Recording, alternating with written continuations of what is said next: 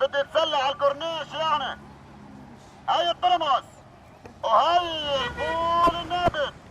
شارع يلاصق البحر يدب الحياة في غزة ويفتح لأبي زكريا مصدر رزق يكفي قوت أطفاله، يقصده يوميا لبيع الترمس بطريقة جذابة. بلد عديل شارع البحر كتير ممتاز هذا، وكتير يعني نفع كتير ناس يعني بالنسبة للبياعين والأرزاقية. كنت بنزل على الكورنيش هان أنا نظام يومي. الكورنيش لم يعد يطلق على شارع النيل في مصر فقط، بل بات من أهم الشوارع هنا في غزة. شذا طفلة جاءت للكورنيش مع عائلتها لأنها ترى فيه وسيلة لكسر حصار غزة ومكانا تهرب فيه من الحر الشديد في ظل انقطاع الكهرباء المتواصل.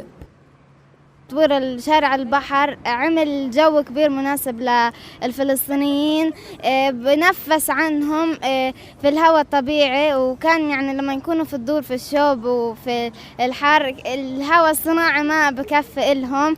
أحمد طالب غزي يدرس الطب في تركيا، جاء لقضاء الصيف مع العائلة، يجد كورنيش غزة على بساطته مشابها لشوارع اسطنبول، لكن ينقصه بعض المرافق العامة. في عنا نفسها في تركيا، سواء في إزمير أو في اسطنبول، في شغلات نواقص، في شغلات افانتاج فيها.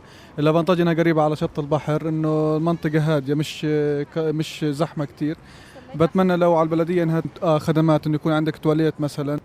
على غرار الآراء السابقة، تجد البعض يتذمرون من تطوير شارع البحر الذي تسبب في تأخير موسم العمل لديهم.